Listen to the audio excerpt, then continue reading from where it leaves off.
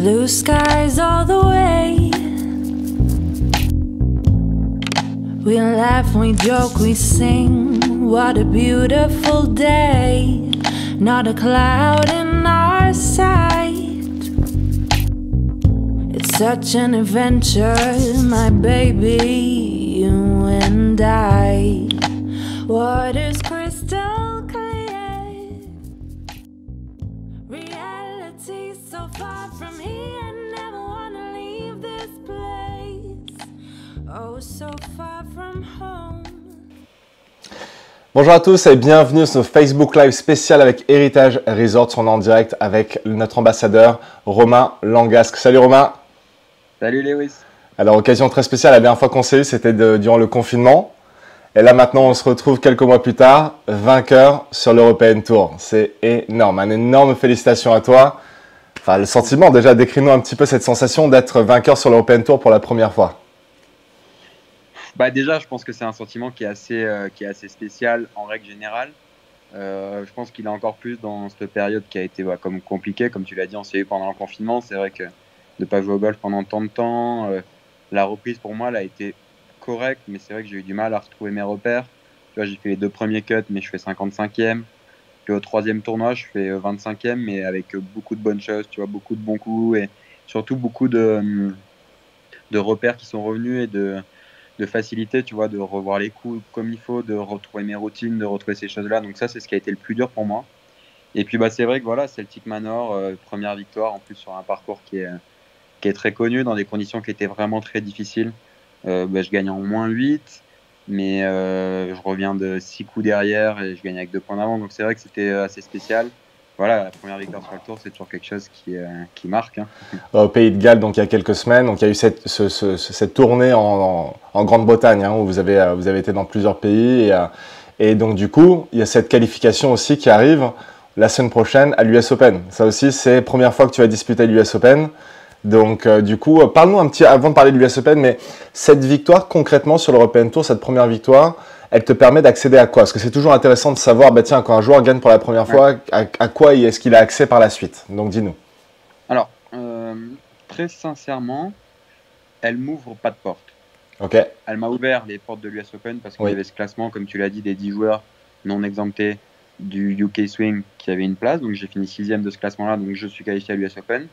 Après, sur le tour européen, tout ce qui est des victoires qui sont en dessous de 1,5 million d'euros, c'est des victoires qui sont sur 1 an d'exemption seulement. Donc moi, ça ne me change rien. J'ai quand même mon exemption pour l'année prochaine que j'avais déjà par ma catégorie. Donc ça ne se rajoute pas, il n'y a pas un an de plus qui se rajoute. Okay. Ça ne s'additionne pas, non.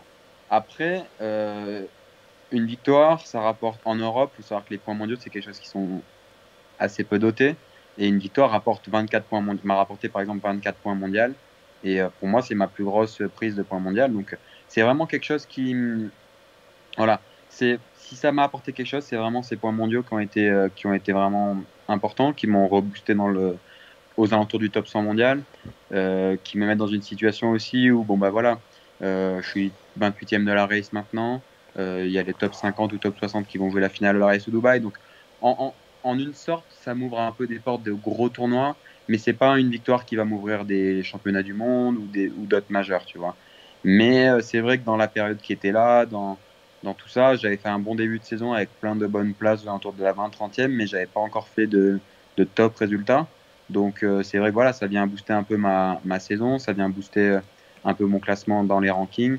Et c'était pile le bon moment avec cette qualification pour l'US Open la semaine prochaine. Comment est-ce que tu attaques cette dernière journée en sachant que tu es derrière les leaders quand tu entames le dimanche, la dernière journée de ce tournoi? Est-ce que vous avez une stratégie particulière avec ton caddie Sam? Est-ce que tu continues sur ta stratégie initiale de la semaine? Comment ça se passe pour toi le dimanche? Alors, tout ce qui est en termes de stratégie, on n'a pas bronché parce que, comme je te l'ai dit, les conditions étaient vraiment très dures. La gagne, ça a été -8. Et encore, vraiment, on a joué des jaunes et des bleus quasiment tous les jours, tu vois, parce que le parcours était monumental sinon. On est parti... je me sentais bien, tu vois. Je suis arrivé là-bas, je tapais bien la balle. J'ai fait des super recos. Et je me souviens quand j'ai changé avec Mathieu Santerre, qui est un de mes 2 coachs, je lui disais par message, que ce soit cette semaine ou dans les semaines à venir, si je continue de jouer le jeu que je développe en ce moment, ça va bien se passer. Et j'ai les messages à l'appui, hein, c'est pas une histoire tu vois. Et c'est vrai que bon, bah, je fais une belle première journée, mais avec un retour un peu compliqué, tu vois. Je crois que je fais le par, je fais une très grosse deuxième journée où je fais -3, un des meilleurs scores de la journée d'ailleurs. Et je fais un troisième tour moyen, mais le troisième tour moyen où je me suis bien accroché et qui me permet, tu vois, dans une carte, je crois, si je ne me trompe pas, de +1 et qui me permet de rester au contact. Tu vois, je suis 6e et bon, je suis à 6 coups de la tête, mais je suis 6e et je sais que bon, bah, les conditions vont être dures. Et le dernier jour, moi, très sincèrement, je pars et je pense pas du tout au résultat. J'ai un petit peu la pensée de l'US Open parce que je sais que si je finis deuxième seul ou ex aequo avec un mec, j'ai vraiment une chance de me qualifier. C'était vraiment pour moi l'objectif. Après, quand tu pars 6 coups derrière la tête, tu peux pas partir en te disant vas-y, je vais faire birdie sur les 6 premiers et je vais revenir ex aequo, tu vois. Ouais. Et c'est vrai que ça s'est plutôt bien goupillé dans le sens où je fais un bon début de parcours parce que je suis -2 après 6 trous, qui étaient pas des trous si faciles. Et les leaders se retrouvent +1 et +2. Donc, en l'espace de 6 trous, j'ai repris 4 points et 3 points. Et c'est vrai que là, quand tu te retrouves à 2 coups, bah, tout est un peu plus jouable, tu vois. Et, mais je me suis pas du tout focalisé sur tout ça. Je te dis, le seul vraiment coup où j'ai eu beaucoup de pression, c'était le wedge du 18. Parce que je me suis retrouvé plus loin que ce que je voulais. Et j'avais un coup assez court. Et je savais que wedge de putt, j'avais vraiment ma chance de gagne ou de playoff, tu vois. Ouais, j'ai vu que tu étais sur ce coup de wedge, là, quand je l'ai vu à la télé après en replay, je t'ai vu, tu avais envie, quoi. Tu regardais la balle jusqu'au bout, c'était où est-ce qu'elle est terminée. Parce que le green était un peu en hauteur, il me semble, hein, donc du coup tu... Ouais, en fait je fais un birdie au 15, magnifique, ce coup de drive plein green, qui était, bon bah, il faut mettre le drive, mais après c'est un peu facile, mais bon, le drive est sous pression. Et t'as 16-17 qui sont des gros trous parce que t'as rencontre. Et je fais gros coup de fer 5, bas au 16, je mets le putt de 5 mètres, et je mets coup monstrueux au 17 à 4 mètres. Je mets pas le putt, mais cet enchaînement birdie par, c'était vraiment l'enchaînement idéal. Et au 18, à mon deuxième coup, en fait, mon deuxième coup correspondait exactement au coup que j'avais tapé au 17. Donc j'ai essayé de reproduire le même coup que j'ai tapé au 17. Et je pense qu'avec l'adrénaline, tu vois, et un peu la pression, j'ai mis un missile au fer 4 et en fait j'ai fait 15, presque 20 mètres de plus que ce que je voulais. Et je me suis retrouvé du coup avec un coup de 60 mètres dans les mains au lieu d'avoir un coup de 80-85, tu vois, qui est un 3/4 58 avec le vent contre. Bon, même si tu fais un petit pull, un petit truc, tu es toujours dans les alentours. Mais là, le coup de 60 mètres où tu as vent contre, comme tu le dis, le green est surélevé de 10 mètres et tu as l'eau en bas et tu sais que si tu tombes 10 mètres court, tu es dans l'eau et tu rejoues du même endroit. Bon, mais bon, après voilà, j'ai un peu assuré le contact. Elle est partie un tout petit peu moins forte que ce que je voulais, donc je suis resté 5-6 mètres court, mais voilà, j'ai réussi à faire l'essentiel.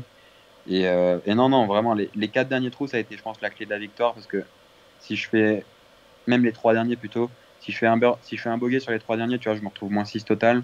Et là, bon, bah, je suis toujours en course, mais c'est un peu plus, les leaders, ils jouent pour gagner et pas pour aller en play-off. Alors que là, à la fin, du coup, bah, ils ont joué pour aller en play-off. Et c'est ce je pense, qui a fait vraiment la différence. Il y a ce coup de drive là, absolument magnifique, qui a fait le tour des réseaux, Facebook, Instagram, le coup de drive que tu fais. C'est quel trou? C'est le par 4, le 15? Le 15, ouais. Et quand je t'ai vu, ça m'a fait penser au trou numéro 12 à Héritage, où à chaque fois que tu tentes le green en 1 avec le drive, tu parles à la balle. Tu communiques avec la balle. Et ça quand tu commences à parler à la balle, je dis, ah, ça doit être un bon drive. Quand général, quand Romain commence à parler. C'est exactement la même situation, parce que c'est bon. Au 12 à Heritage, il faut taper un vrai grand drive pour y aller parce qu'il est un peu plus long. Mais en soi, c'est un peu pareil parce que nous, là, celui du 15, c'est un dogleg un peu à droite où tu coupes en gros au-dessus d'une forêt. Et après, c'est assez large autour du green. Et à Heritage, au 12, c'est exactement pareil parce que tu coupes au-dessus et en soi, autour du green, c'est très large. C'est large. C'est plus large autour du green que ça, oui, mais visuellement, ouais, c'est ça, exactement. Mais visuellement, c'est compliqué d'y croire et de s'engager dessus, tu vois. Et c'est vrai que bon, bah, à ce moment-là, bon, je suis quand même sous pression parce que tu vois, je suis en course pour la gagne et tout ça. Et elle sort du club et tout de suite, je sais qu'elle est belle, tu vois. Et j'avais besoin, tu vois, au fond de moi de t'exprimer. D'exprimer, de parler. Parce que voilà, c'était un coup, tu sais, ces coups-là où tu es sous pression, où tu sais que ça peut être aussi le tournant parce que tu rates le coup, bon, bah, c'est bogey direct. Et là, elle part plein drapeau et je le sais que tu vois qu'il peut se passer quelque chose de bien. Donc, bon, bah, tu as besoin d'exprimer ce qui se passe. Et moi, j'aime bien. Je contrôle pas en fait, tu vois, ça sort tout seul. C'est parfait, c'est parfait. Et puis, ça te met en confiance par la suite dans les prochains tournois où tu seras dans une situation similaire et qu'il faudra que tu sortes un coup important à un moment décisif. tu vois, il y a toujours cette piqûre de rappel de ce que tu as pu faire pour obtenir la victoire, parce que c'est un moment tournant finalement, ce drive-là. Tu l'effectues avec merveille et ça contribue énormément à la victoire. Et ça m'a fait penser quand je t'ai vu driver, je sais pas si c'était la semaine d'avant ou 2 semaines avant, Colin qui gagne l'USPG et qui drive je crois que c'est le 16 ou le 17 et qui drive le green. Et je me suis dit, c'est top quoi, tu vois, c'est top de voir maintenant les joueurs qui arrivent dans ces moments décisifs, tu vois, les 3-4 derniers doux et qui rend qui tente, voilà, et tu l'as décrit, tu as dit, voilà, quand tu arrives sur les derniers trous, c'est que tu sais que tu joues la gagne, donc il faut y aller, quoi. Il faut pas jouer sur la réserve et essayer de passer par la gauche quand tu peux passer par-dessus. Et j'adore aussi cette notion de stratégie que tu évoques avec le fait que autour du green, tu sais que c'est plus large, mais quand tu es à l'adresse, il faut faire confiance au fait que, en fait, plus tu mets la balle loin, en fait, plus tu as de chance à avoir la balle dans une safety zone. Parce que des fois, tu vois le fairway peut paraître très, très étroit, alors que plus tard, c'est un peu plus large. Je pense que le plus important sur des coups comme ceux-là, pour les gens qui nous écoutent, c'est vraiment d'imaginer le coup, tu vois, et puis ensuite de prendre cette cible et de s'engager à fond dessus, parce que de toute façon, tu contrôleras pas où la balle va aller si jamais tu vas penser au danger, au machin, au truc. Donc moi, c'est ce que j'ai fait, tu vois, je savais que j'avais le vent un peu de la droite, et que j'avais mon baby drive plus, que sur ce moment-là je suis un baby drive plus en fait qui fait un petit fade et elle est sortie juste en petit fade pour contrer un peu le vent et voilà, donc je pense que le plus important c'est l'engagement, tu vois. Une de tes forces aussi, Romain, c'est que tu es vraiment bien entouré. Tu as une équipe autour de toi et où tu travailles vraiment sur tous les plans, l'aspect physique, technique, mental. Tu travailles maintenant depuis un moment avec Sam, ton caddie. Et donc sur l'aspect mental sur ces dernières années, en sachant que tu as fait European Tour, Challenge Tour, tu remontes sur l'European Tour, comment est-ce que toutes ces expériences-là ont pu contribuer à cette victoire sur l'aspect mental? Quand tu abordes le dimanche et que tu te retrouves dans cette position où tu sais que tu as une opportunité de gagner, comment est-ce que tes expériences passées ont pu t'aider? Alors, c'est vrai que j'ai vécu un peu toutes les émotions sur les dernières années, mais c'est vrai que là maintenant, ça fait 2 ans presque que j'ai les mêmes personnes qui sont autour de moi et qui m'aident et qu'on est dans la bonne voie. Et je pense que tout ça, ça me donne beaucoup de confiance et ça me permet, tu vois, de vraiment croire en ce que je fais, d'être confiant sur tous les points qu'on travaille. Après, mine de rien, sur l'aspect, tous y sont pour beaucoup, mais je pense que le travail que je fais avec Myriam aussi, depuis pas mal de temps, qui est beaucoup sur aussi savoir contrôler ses émotions, savoir rester concentré sur tes routines, sur en gros ce que tu as à faire pour y arriver et pas sur y arriver et ensuite mettre les choses en place, tu vois. Donc c'est vraiment ça sur lequel je me suis concentré et c'est vrai que, comme je le disais, c'est une des premières fois où pendant une partie je ressens pas vraiment de pression, mine au 18, mais je pense que ça c'est tout à fait normal. Mais avant ça, j'étais dans une dynamique, tu vois, je savais ce que je faisais, je contrôlais tout ce que je faisais et je me sentais bien tout simplement, tu vois. Et ça, c'est vrai que c'était très agréable et que j'avais jamais réussi à le faire ou à le ressentir auparavant. Après, évidemment que les années un peu plus compliquées, les deuxièmes places, les troisièmes places que j'ai pu faire l'année dernière aussi, où j'ai justement pas réussi, tu vois, à prendre ce momentum et à passer le palier du dessus à la victoire. J'avais réussi à le faire sur le Challenge Tour, mais jamais sur le Tour. Je suis sûr que ça m'a servi pour cette fois-là. Après, ça reste, très humblement, ça reste un petit tournoi aussi, donc c'était pas non plus un champ de joueurs mondial, tu vois. J'étais pas non plus en train de me battre avec le top 50 mondial. Donc, je sais que voilà, c'est une belle première reconnaissance d'avoir ce titre de vainqueur sur le Tour européen. Après, évidemment qu'il y a encore beaucoup de choses devant moi et de belles choses à venir. Ouais, ça va ouvrir. Je pense qu'à partir du moment où tu as la première victoire sous la main, bizarrement, ce qui se passe derrière, c'est que il y a une sorte d'enchaînement. Je sais que tu es capable. Voilà. Tu vois, maintenant, je sais que je suis capable. Même si au fond de toi, tu sais que tu es capable, tant que tu l'as pas fait, tu as des mecs qui jouent très très bien au golf.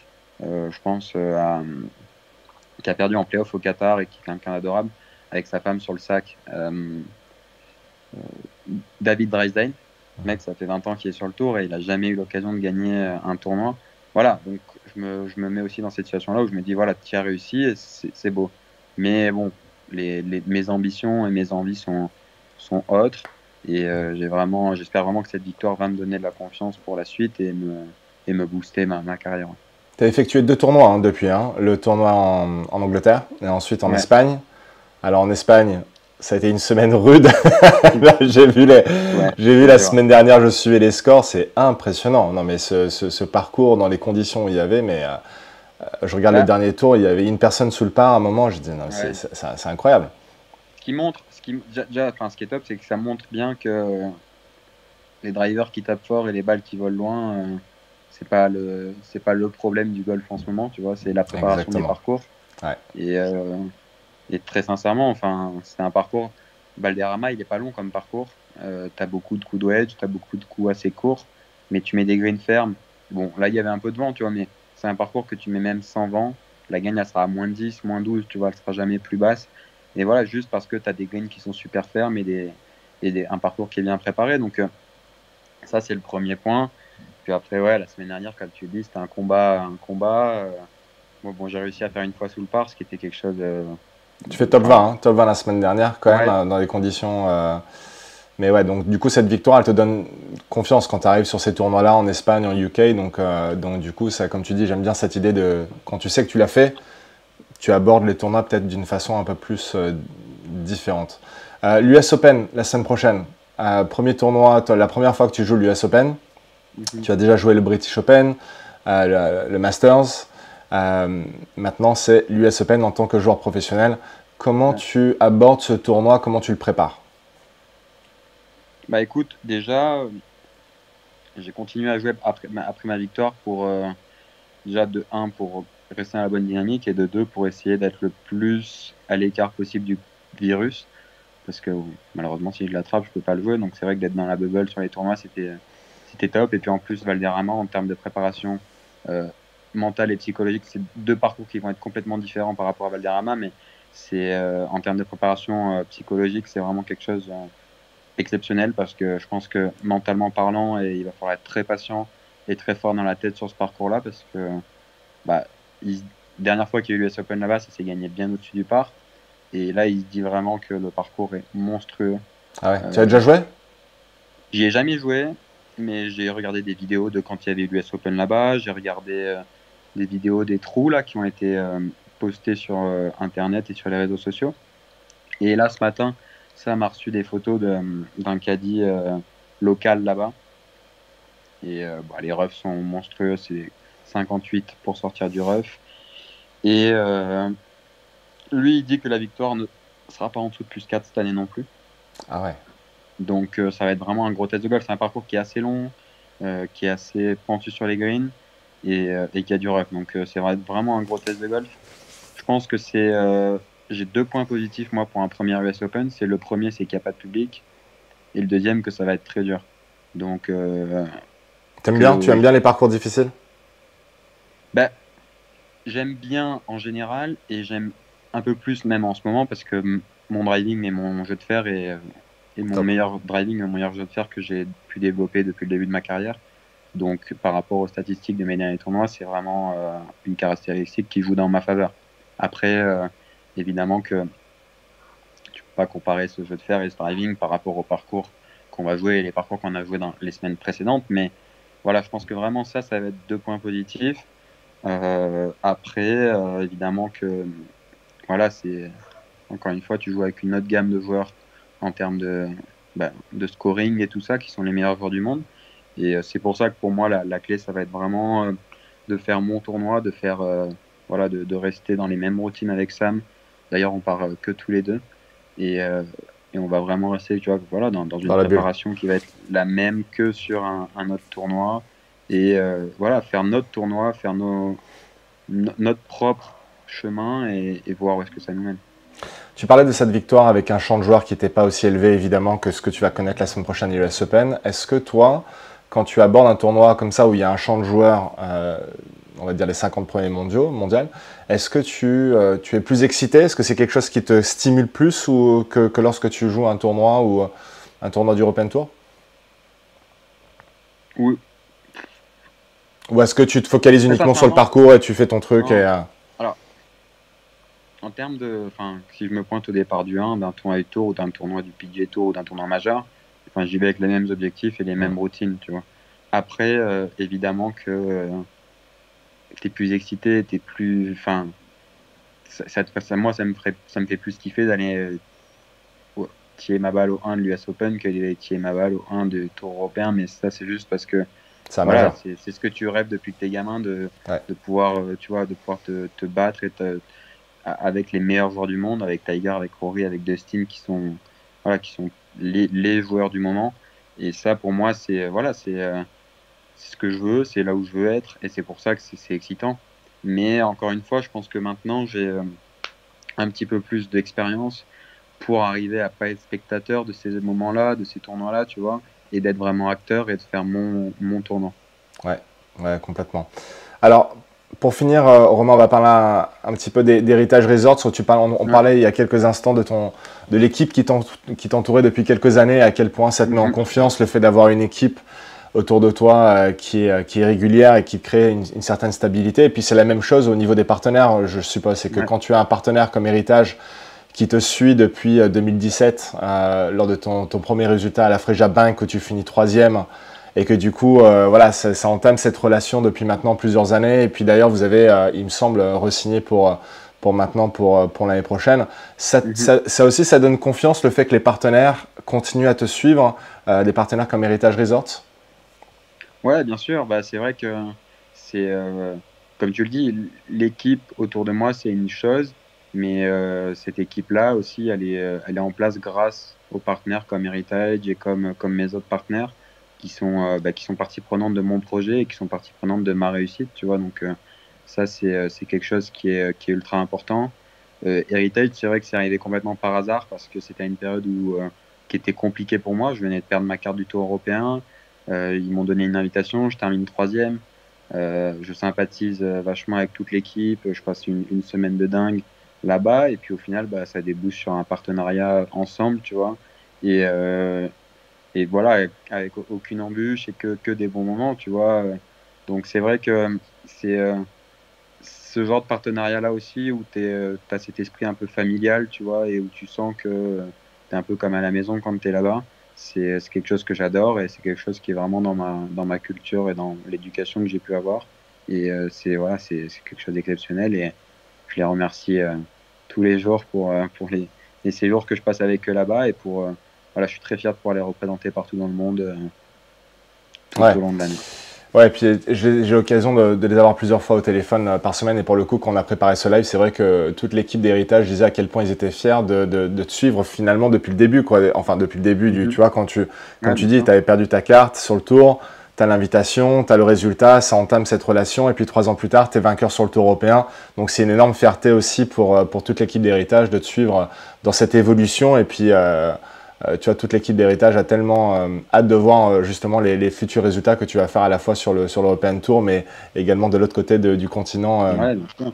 On l'espère. Alors c'est important de préciser parce que c'est vrai qu'en ce moment, avec les choses qui se passent avec le Covid, cette année, ça n'a pas été une année facile pour le monde entier, plus particulièrement aussi l'île Maurice qui, vous le savez, depuis le mois de mars, les vols en fait sont pas encore autorisés. Ça va l'être, on l'espère, très très très bientôt. Vous allez pouvoir redécouvrir l'île Maurice d'une façon absolument magnifique et le parcours d'Héritage et Resorts qui est préparé juste bijoux. Héritage Resorts, ouais, c'est vraiment conformé aux normes de sécurité internationale aussi, c'est important de le préciser, et puis est certifié sûr par l'IBA, ce qui permet aux voyageurs en fait d'avoir l'esprit tranquille pour leur prochain voyage à l'île Maurice. Donc il faut savoir que l'île Maurice fait partie de cette destination en ce moment où c'est extrêmement safe d'aller voyager à l'île Maurice, et dès que les frontières vont rouvrir et les vols vont commencer à repartir vers l'île Maurice, n'hésitez pas à aller regarder le site internet, et puis à travers les paroles de Romain, vous avez vu que c'est une destination qui est assez, qui est assez finalement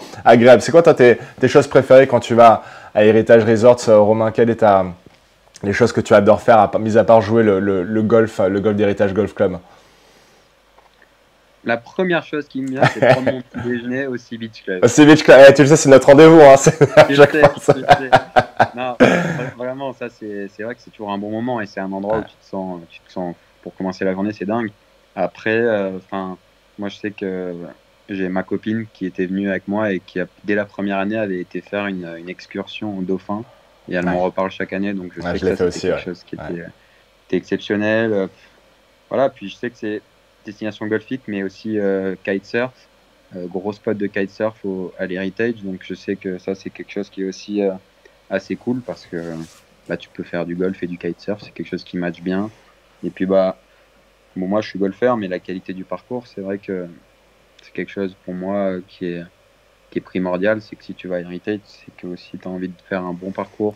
Ouais. Et un parcours challenging, tu vois. Et c'est bon, un endroit où j'ai souvent bien joué, mais en plus, un endroit où le golf a été pensé. C'est pas le resort, puis ils ont mis un golf pour attirer des gens. Tu vois, c'est vraiment, je pense, presque l'inverse. C'est un top golf et ils ont mis un resort en commun qui est à la hauteur du golf. Mais voilà, pour moi, c'est vraiment Sea Beach Club et le golf qui sont mes deux premiers. C'est notre rendez-vous à chaque fois qu'on se retrouve à Héritage pour la semaine de la Fraîche Bien, qu'on s'envoie un petit WhatsApp. Hey, t'es au Sea Beach? Allez, vas-y, on se rejoint à Sea Beach pour le petit déj. À chaque fois, à chaque fois, c'est le rendez-vous. Mais c'est vrai, Romain l'indique, le parcours d'Héritage qui a été élu plusieurs fois le numéro 1 dans l'océan Indien. Et puis là, il y a le deuxième parcours qui va ouvrir dans les 18 prochains mois, on va dire, le parcours de la réserve, qui a aussi l'ambition d'accueillir le tournoi du European Tour de la Freja. Donc du coup, ce deuxième parcours qui est dessiné par Louis Oosthuizen, donc joueur qui a gagné le British Open. Donc vous pouvez croire que vous allez avoir à disposition deux parcours à moins de 5 minutes des uns et des autres, deux parcours de championnat. Romain, un énorme merci pour ta disponibilité. À chaque fois qu'on fait appel à toi pour un live, tu es toujours présent. Et puis, moi, j'adore échanger avec toi sur justement l'évolution de ta saison. On s'est eu pendant le confinement. Tu parlais un peu de ta préparation, comment tu as abordé ce confinement. Et puis de voir que quelques mois plus tard, tu es maintenant vainqueur sur le Tour européen. C'est juste, voilà, moi, je suis très, très heureux pour toi. L'équipe d'Héritage est vraiment très, très fière de toi. Et puis, du coup, j'espère qu'on va avoir l'occasion de se parler dans les prochains mois et peut-être, pourquoi pas, avec le trophée de l'US Open, on sait. En tout cas, merci beaucoup d'avoir regardé ce live. À très très bientôt et on vous souhaite une excellente journée à tous. Romain. Merci à tous. Bonne continuation à toi. À bientôt. Ciao.